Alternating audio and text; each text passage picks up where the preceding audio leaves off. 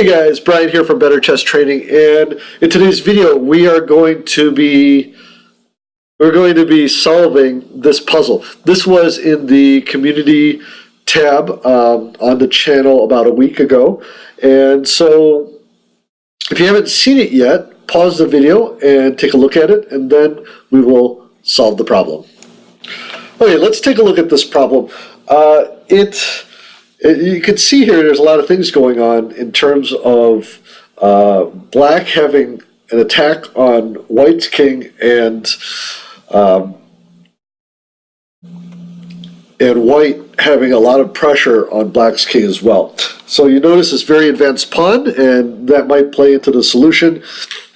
And you also notice that black might be able to get some checks on the white king. So couple things that we might want to look at here are ways to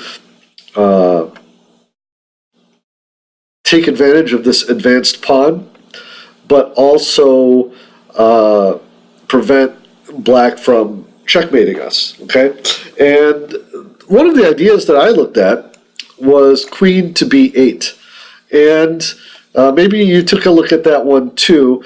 And it has the idea that, of course, if the rook takes, then we get to promote and checkmate. So hopefully you notice that the black king is checkmating, is trapped here.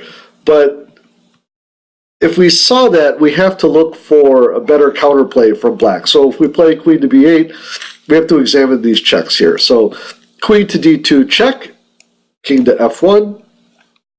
And then maybe queen to c1 check, and then king to g2. And here we might notice that the checks run out.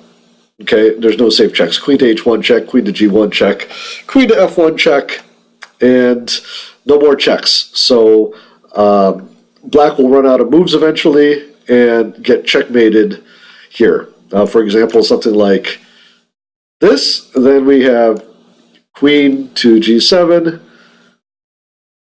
king to g7, and then queen to f8 is mate. Okay? If we go back here to queen to b8, we saw that queen to d2 check doesn't work. We also have to look at the other check, which is queen to b1 check. And after king to e2, which is forced, black has queen takes b2 check, which forks the king and the queen. So after the queen takes, then black takes, c takes b2, and now there is no time to try to checkmate this king because black is going to be promoting very quickly. Just for example, rook takes d4 with the idea of playing rook to d8, b1 queen, rook to d8. Of course, if black takes, then we checkmate him.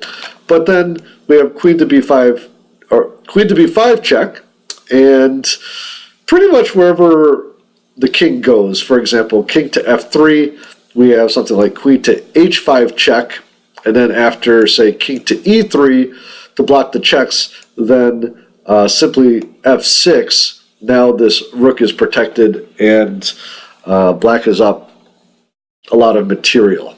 Okay, so let's go back to the beginning position, and we have another option, another forcing option. So queen to b8 doesn't work, but we have here rook takes d4. But actually, before we look at that, just another minor aside, any kind of non-forcing capture, something like this, then falls to something like queen takes c3 check, queen takes c3, d takes c3, and here, after like rook to d8, the problem here is that because the queen is no longer there, this pawn is hanging. So from here, we would have to take a little bit of a longer route, rook to f3, for example, and then the king can get out of trouble here. So if we try to go around, f6, And then here, rook takes d8, we have king to f7.